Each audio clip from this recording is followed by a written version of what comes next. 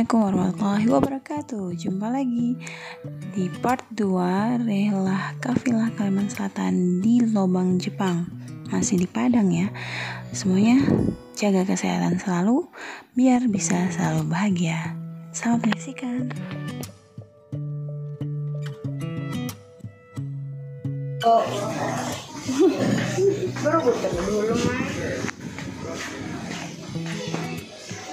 Ya, ini wisata Lobang Jepang, Menara Pandang, souvenir, love selfie, apa gitu, tempat bermain. Oh, tuh view-nya guys. Bunda mau vlog terus. Wisata Lobang Jepang.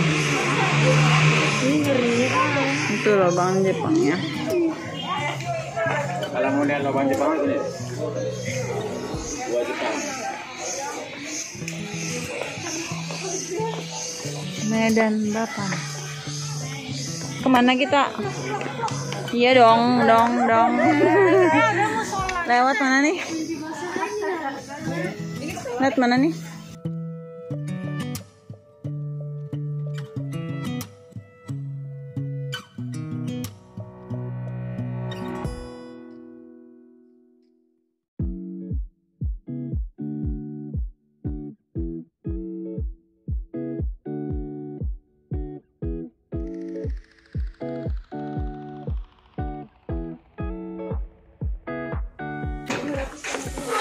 Kayak gini dalamnya Pak ya. Boleh kumpul sini, saya kasih informasi di sini ya.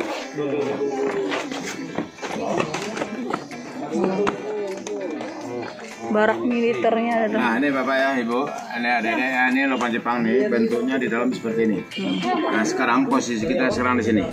Nanti turun tangga sampai di sini. Habis itu di bawahnya nih datar semua, datar. Nah di dalamnya terdapat 21 kamar-kamar atau 42 simpang. Di antaranya ada 6 dulu dipergunakan sebagai ruangan amunisi, 2 buah ruang makan, 1 buah ruang sidang, dan lebihnya sebagai kamar-kamar tidur Jepangnya. Nanti bisa kita lihat ada bekas penjara. Ini mereka bilang dapur itu sebagai tipuan aja. Malah ini difungsikan sebagai ruangan penyiksaan. Masya Allah. Ya, bukan buat masak, tapi ini sebagai ruang penyiksaan. Nah terus ini nanti bisa keluar sini. Kalau keluar sini kan naik tangga. Keluar sini juga naik tangga, tapi langsung lihat pemandangan yang lebih bagus yang ada di Uang Seribu. Oh, tempat Ngarisano ya, belakang. Jadi langsung lihat pemandangan Ngarisano ini. Nah, nggak balik sini lagi keluarnya, tapi sampainya dalam taman ini juga. kan. Jadi, silakan mau ambil foto sini, rame-rame. Berapa ini panjangnya berapa? Total keseluruhan dia punya panjang ada 1470 meter Pak. Wow. Tapi yang kita jalan ya total keseluruhan termasuk dengan ini semua. Tapi kalau yang kita jalani jalan utamanya dia itu ada lebih kurang 400 meter. Ya, diambil foto sini rame-rame. Ini dampingi pemandu nanti masuk. Ya, silakan Pak, ambil foto rame-rame. Ayo kita pasaran. Boleh kumpul sini sama rame-rame. Sana kumpul.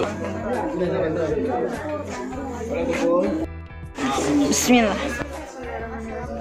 Oke, Assalamualaikum. Rajin minum hari bola lubang sekarang. Pesan itu kak. Gak anu pang, peperangan itu markasnya. Berani dong. Ayo turun. Nah, jangan Bacaan.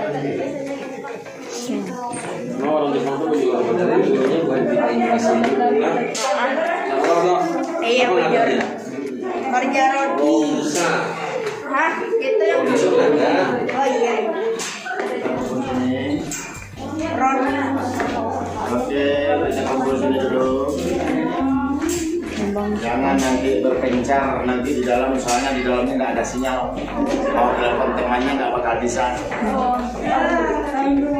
Oke, silakan Bapak turun. Nah, ini adik-adik lobang Jepang nih. Sebetulnya yang bikin bukan orang Jepang, tapi orang kita yang kerja paksa Romusa dulu. Nah, para Romusa dulu.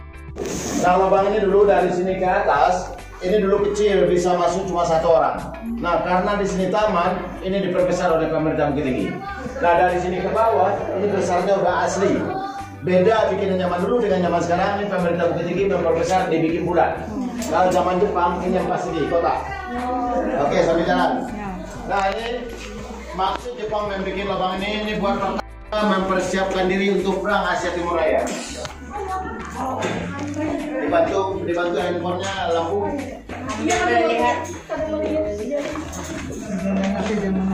Nah, ini panjang lubang Jepang nih yang dijadikan objek wisata sekarang. Ini total keseluruhan dia punya panjang ada 1470 meter. Semitaran. 1470 meter. Tapi kalau digabung keseluruhan yang ada di Bukit Tinggi, lubang Jepang ini dia punya panjang ada 5 kilo 900 meter. Umumnya di bawah Bukit Tinggi ini lubang Jepang. Tapi yang lain tidak bisa dijadikan objek wisata karena dia punya ventilasi udara tidak mencukupi. Bukan tidak ada, tapi tidak cukup jadi objek wisata. Iya. Nah, ini pun baru disemen oleh pemerintah Bukit Tinggi tahun 2004. Ini 2004 disemen, tapi tentang penyemen ini memang terjadi pro dan kontra. Kebanyakan kontra, masalahnya keasliannya hilang. Ya. Tapi nanti bisa kita tengok yang asli, sebetulnya lebih bagus asli daripada semen. Bentar. Nah, kalau zaman sekarang nih, turis Jepang kalau datang sini 1 atau 2 orang, kebanyakan tidak berani masuk sini. Mungkin mereka itu menyangka orang Bukit Tinggi masih dendam, takut nanti dibunuh pula di dalam. Mereka aja yang merasakan itu. Padahal kan nggak mungkin. Yang pertama kita udah merdeka. Yang kedua Bukit Tinggi ini kawasan wisata. Kalau diganggu orang satu, orang nggak bakal mau datang sini. Nah, yang kalau dibunuh orang Jepang di sini yang akan jelek bukan Bukit Tinggi, Indonesia. Nah. Ini boleh dikatakan semenjak zaman reformasi sampai sekarang Bukit Tinggi ini kawasan yang paling aman. Orang Bukit Tinggi tidak mau ribut-ribut. Demo-demo nggak laku sini. Tapi satu demo yang tidak pernah ditinggalkan orang Bukit Tinggi. Tahu nggak? Apa tuh? Hah? Apa itu? Demo massa. Sampai ujung itu ada jumlahnya 6. Itu dulu yang difungsikan oleh Jepang sebagai tempat penyimpanan amunisinya. Nah, sampai ujung kita tengok buntu. Kalau kita belok kiri, itu 2 jalan seperti ini juga. Menghubung antara lubang pertama, kedua sampai 6. Jadi ini ada 2 jalan. Nah, di antara yang 6 ruangan amunisi ini, pemerintah Bukit Tinggi nantinya lorong yang kedua mau difungsikan sebagai ruangan mini teater. Wow. Jadi kalau udah siap, kita bisa nonton film dokumenter sini nanti. Nah, tapi ini pakai tapi jangankan ini kapan siap saya pun belum tahu. Wacana. Nah, ini tembusnya ke jurang Resano. Dulu dipergunakan oleh Jepang sebagai pintu pelarian.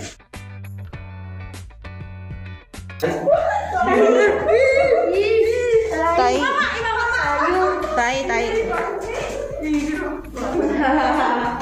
Nah, tangan-tangan Indonesia, seniman Indonesia. Boleh kumpul sini.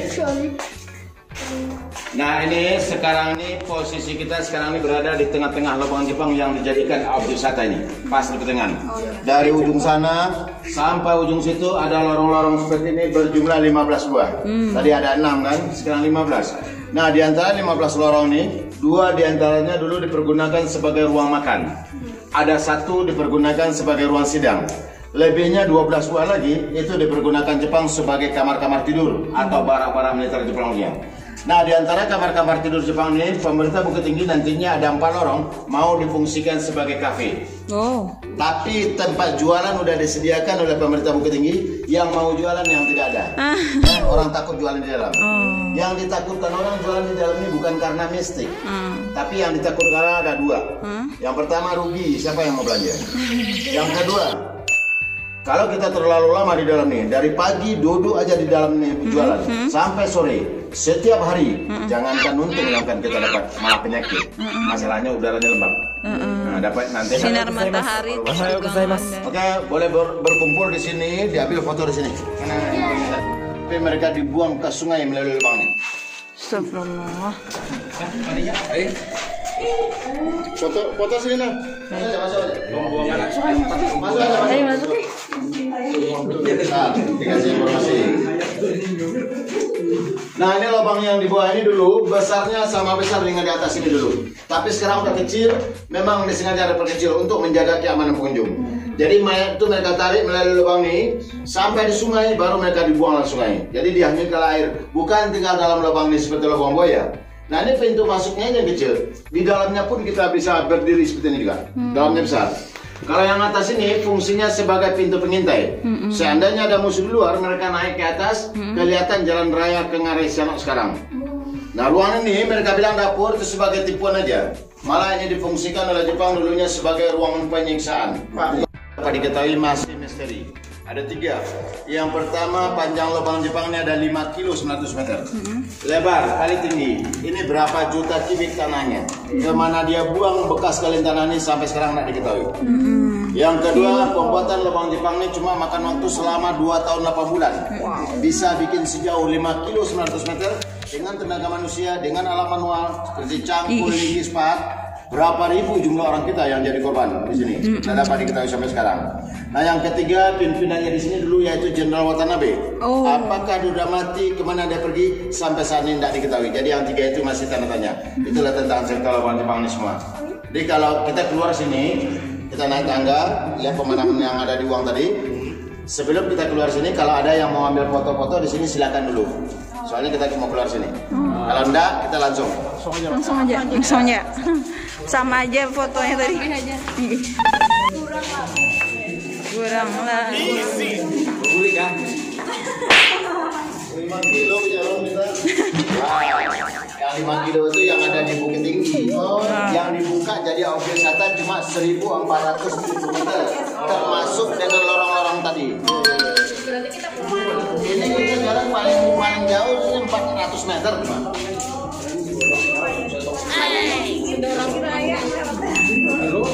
Jaraknya dapat.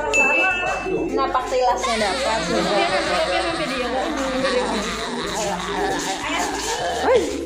Ini loh. Hampir sampai nih akhir perjalanan kita. Tapi ini lubang Jepang. Sampai jumpa lagi. Nah, ya. Ini digali baru oleh pemerintah Bukit Tinggi, mau bikin musola. Yang di sebelah kanan digali baru mau bikin toilet. Nah, semuanya itu mau berhasil. Ini dibikin musola di sini. Siapa yang musola di sini di atas masih banyak. Kalau nggak bersih nanti baunya bisa ditiup ke dalam. Jadi nanti bau WC. Nah, makanya nggak jadi difungsikan. Akhirnya semua seperti saya bilang tadi, mubazir.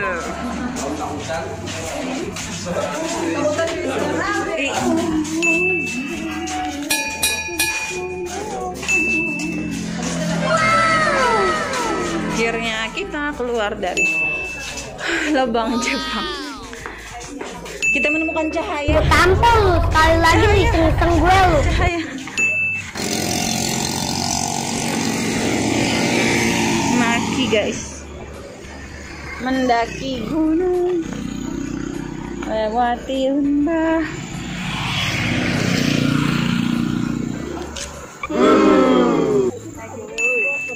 Itu nalapoh nih jalan.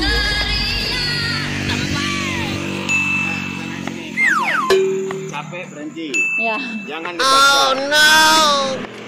Nah, seperti saya bilang tadi, di Bukit Tinggi banyak tangga, jangan heran.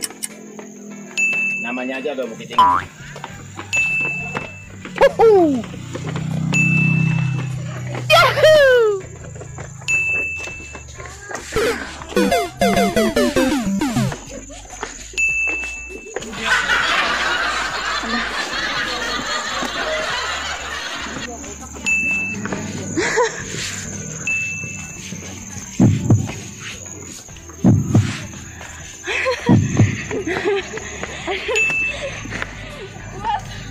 Mang turgah mangga.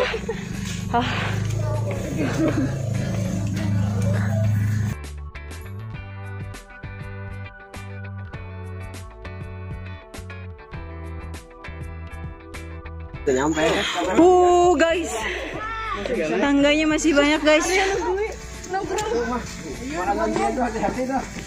Awas ada ular lah. Apa nih? Nanti diikuti terus. Ya, alhamdulillah setelah napak tilas di lubang Jepang yang kedalaman mencapai 40 meter di bawah permukaan tanah, kemudian kita naik lagi ke atas dan di situ kelelahan itu terbayar dengan melihat pemandangan yang indah, yakni Ngarai Sianok, yaitu lembah curam yang di perbatasan kota Bukit Tinggi, dan itu ada di Wang Seribu itu ya. Dan itulah berkah Al-Quran, kita semua bisa menjejakkan kaki di kota Padang ini. Oke, masih ada part 3, jadi tunggu kelanjutannya. Sampai di sini dulu, see you again. Assalamualaikum warahmatullahi wabarakatuh. Bye.